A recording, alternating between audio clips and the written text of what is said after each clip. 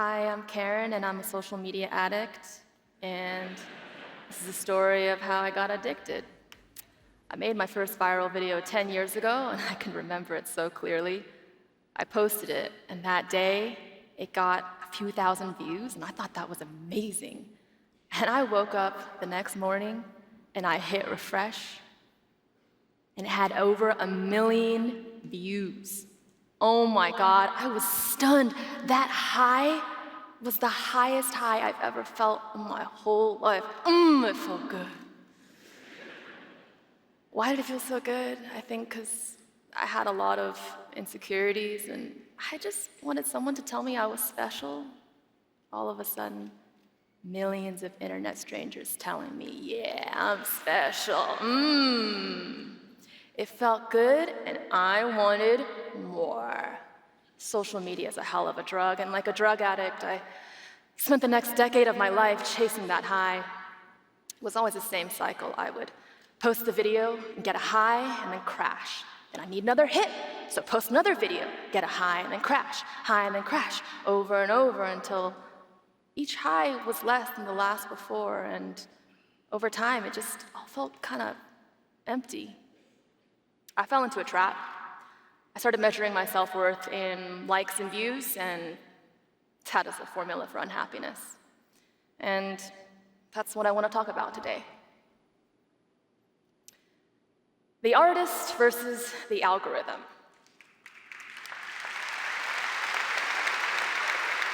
I've been feeling this tension lately between what we as creatives want versus what the algorithm rewards. And this is a room full of creative people, and a lot of us would just like to make good art. But these days, it feels like that's not enough. Like you also have to understand the algorithm. For most of human history, we prayed to God. But lately, it feels like we've been praying to the algorithm. Oh, the algorithm didn't like my last post. Oh, did the algorithm change? Am I shadow banned? And we start to change our behavior to try to please the algorithm. I thought the algorithm was truth. It was gospel. It was the perfect scientific measure of what people want. How could I argue with that? And so I took it really hard whenever anything flopped. I would make something that I was really proud of and post it, and it would barely get any likes. And then I would start to question myself, my taste, my judgment, like maybe this thing I made wasn't good after all. What took me so long to realize, the algorithm is flawed. I thought the algorithm measured what you like, what you want. Close, but not exactly. The algorithm measures what you pay attention to, and the business model is to capture that attention and serve you ads. So every time you pay attention to something, you're going to start seeing more things like it, which sounds good. Like, that sounds fine. Let's imagine if the real world worked this way. Let's say you're driving on the side of the road, you see a car crash, and you pay attention to it because you're just watching out for your safety. The algorithm notices. Oh, you pay attention to car crashes. You must like them. We'll show you more. Oh, you really like that, huh? Slap some ads on it. Yeah, now we're in business. This is how the algorithm works. We have an algorithm that rewards the extremes. The most angry, the most clickbait, the most virtue signaling, the most. And we start getting pushed to the extremes. And even AI knows this. Ask AI to draw a picture of a person eating food, and you might get something like this. Now ask AI to draw a YouTube thumbnail of a person eating food. Social media algorithms are pushing us to become these caricatures of ourselves. It's kind of like this. Let's say you help a friend move. It's hard work. You spend all day doing it, you work up a sweat, you feel really good about helping. And then at the end of the day, your friend is like, thanks, here's 10 bucks. Like, wait, what? That just cheapens the whole thing. Like, that's not why you did it. And I think that is happening to so many creatives right now. We got into this because we love creating. And we post it, and the social media algorithm's like, here's 10 likes. Like, what? Is that what my work is worth? No, the algorithm is flawed. The algorithm doesn't reward great art, and yet we as creatives keep judging ourselves as if it is. There's been so many times that I've seen someone's work that is so beautiful and moving, and it flops. And then I see someone's low-effort content thirst trap get millions of views. Over the years, I've had to learn the hard way, and I've had to come up with all of these mental defenses to try to protect myself from the algorithm. I think of it like defense against the dark arts, except more like defense against a crushingly demotivating and addicting algorithm. Self-defense for artists in an algorithmic world, and I want to share 5 defenses. And this is not a checklist or a to-do list. This is just some of my personal experience, so feel free to use whatever's helpful and let go of the rest. I think a lot of us would love to break free from the algorithm completely and ignore it, but the reality is if you want to make a living, pay your bills, you kind of want to get your work seen, and a really good way to get your work seen is to play the game of the algorithm. Ideally, you can find the intersection of what you want and what the algorithm wants. But lately, I've been finding this is getting harder and harder for me. I think we would all love to find the intersection of money and passion, but when you can't, it is okay to do some things just for the money and other things just for the passion. The formula I follow is 1 for me, 1 for the algorithm. I do things for the algorithm. I do optimize for it. That helps pay the bills. But then I also make stuff just for me. That helps keep me sane. Now, this is not a talk about how to optimize for the algorithm. If you want to hear about that, you can feel free to take a picture of that URL, look at it later. And for those of us who don't work in social media, you could also think of it as 1 for me, 1 for the boss, or 1 for me, 1 for the client. I have a friend, he's got this video production company. He's a super talented director. He makes the most beautiful, moving videos. And then the clients would just destroy it with their feedback. And it would just be soul-crushing for him. And he'd get into all these arguments with his clients, and no one was happy. He was always trying to hit this elusive middle. So then I asked him, well, what happens if you stopped arguing with the clients and if you just gave them literally everything they wanted? And then, on your own, every once in a while, you do a personal project that the clients can't touch with their feedback. And once he started doing this, he was so much happier, and the clients were happier too. It doesn't have to be exactly 1 for 1. You can change the ratio to fit what you need. If you're not in a place where you're financially stable, maybe you do 1 for me, 10 for them. Or if you are financially stable, maybe you decide you want to do the opposite.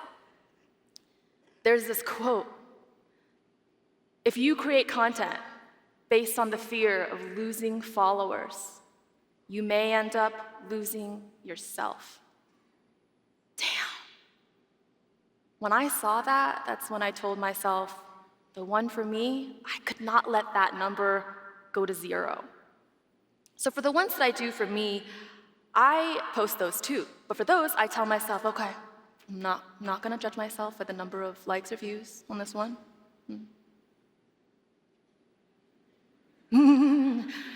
Easier said than done. There's this weird culture. Have you ever seen this hashtag? Hashtag, please don't let this flop. As if a flop is something to be embarrassed about, as if a flop means your work isn't good. I started giving myself a little antidote. Instead of please don't let this flop, every time before I post a video, I say this to myself: I made this for me, not for the algorithm. It's a success because I learned something. Doesn't matter if it flops. I'm proud of my flops.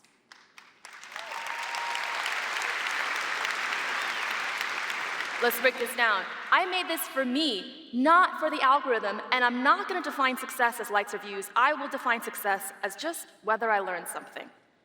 Therefore, it doesn't matter if it flops. I'm going to take it one step further. I'm going to be proud of my flops. I'm going to be proud of that low like count, that low view count, because my flops mean I took a chance. I decided to do something that the algorithm didn't recognize. I learned and grew from it. Don't let car crash algorithms that reward mass appeal and thirst traps be the judge of your work. Be proud of your flops.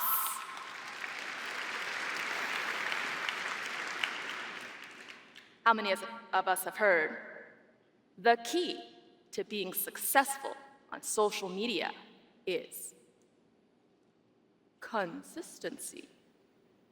Post every day. The algorithm will reward you if you feed it every day. It's exhausting. Feels like I'm running on a hamster wheel.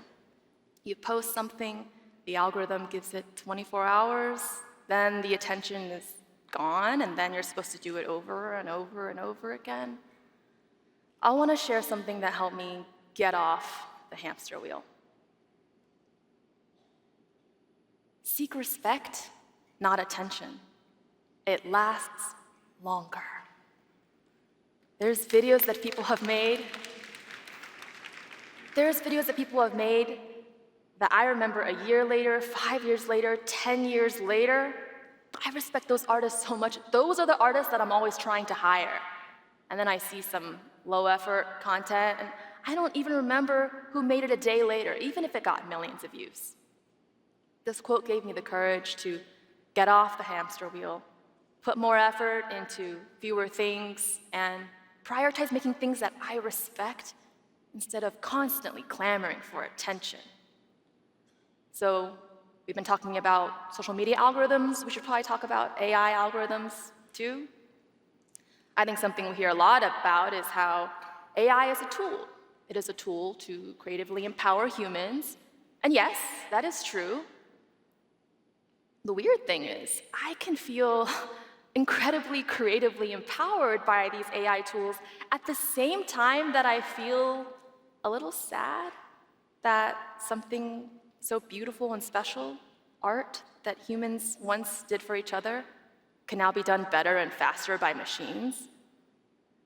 It's so confusing because I can feel both of those emotions at the same time. And I don't have the answers here, but I can share something that helped me mentally cope with this feeling. This is from an article by Nathan Baschez. The leading edge of aesthetics will probably always involve human skill, even if the methods we use to channel that skill will change dramatically. That sure feels like it's happening right now.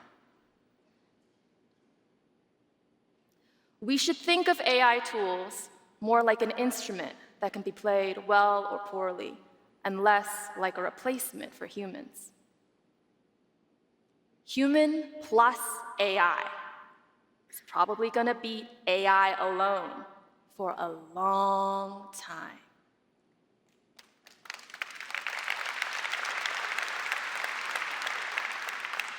Human plus AI beats AI. Of course, it feels so simple. So lately, whenever I use AI, I've been thinking, how can I bring the human into it? I was playing with generative fill, and I started playing around with creating a painting effect, turning this into a watercolor. I realized if I went frame by frame, I could turn it into this painted video, and I started brainstorming, well, how could I make this feel more human? And I'd like to share it.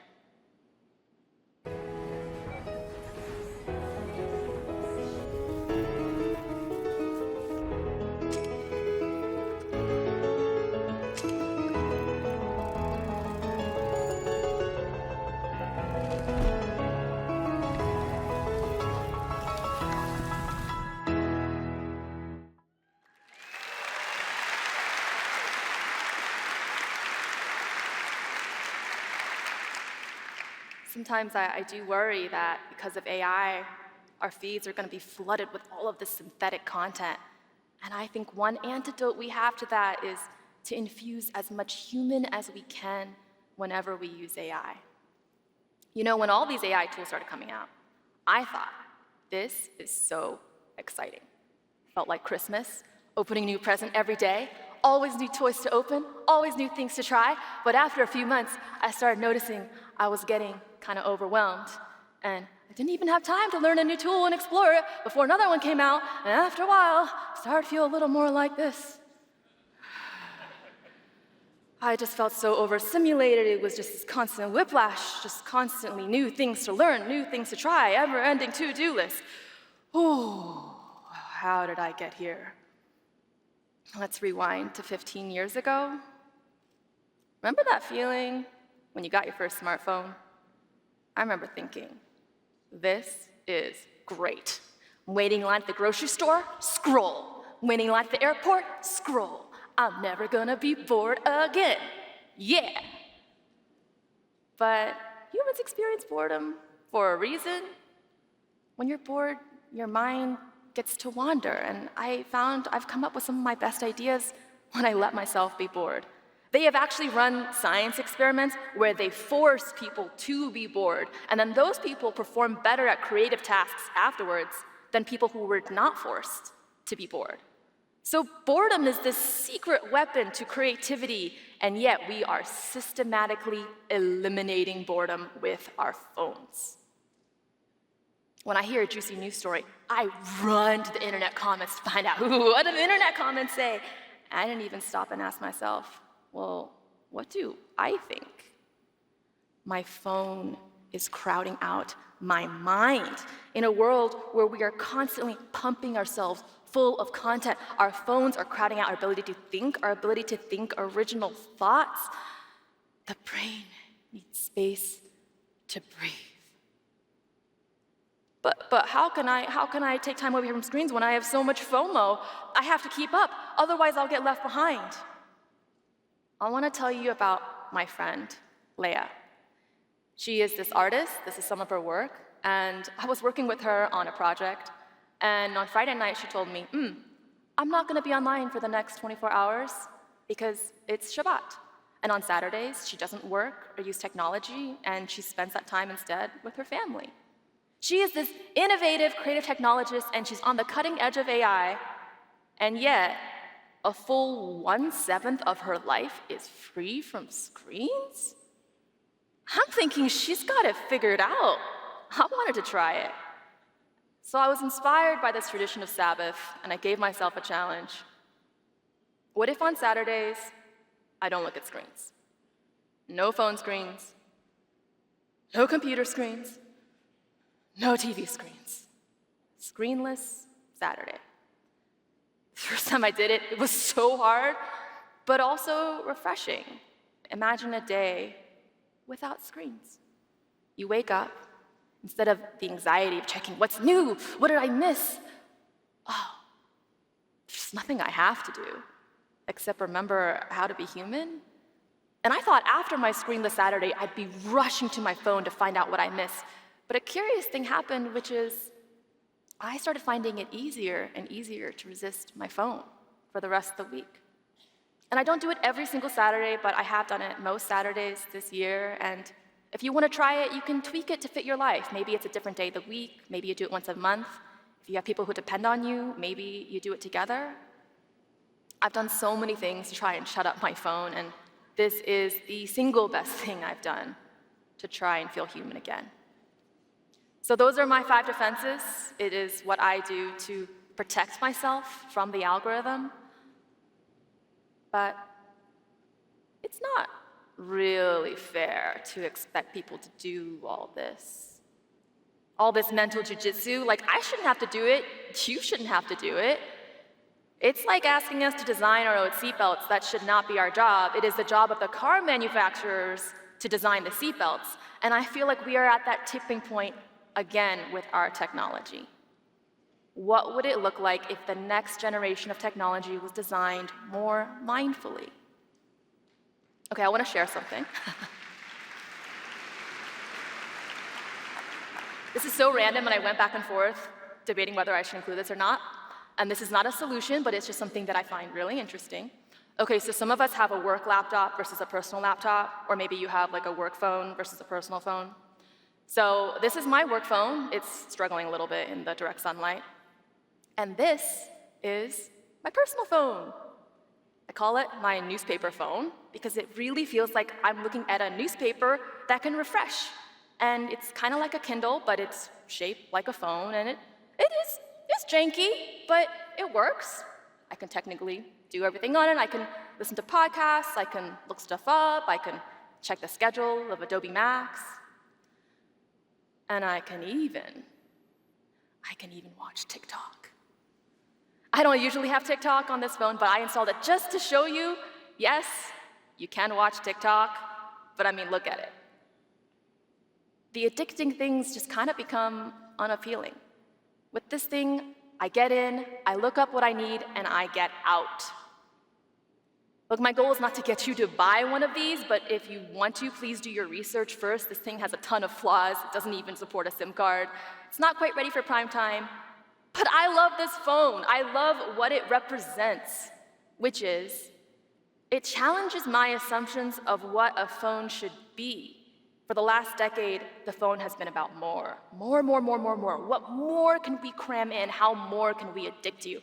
But what if the next generation of phones was about less, not more? Phones not designed to suck you in, but phones designed to get you back out in the real world. Change happens when we demand better. We are at that tipping point now. We deserve better. We deserve better algorithms. There's companies right now that are even experimenting with letting you choose your own social media algorithm. We deserve better phones that don't addict us. And we deserve better AI that is built thoughtfully. Adobe has really thought about how to do this mindfully, through content credentials, through the transparency with the data set, compensation structures for artists, and I would really like to see more companies follow their lead.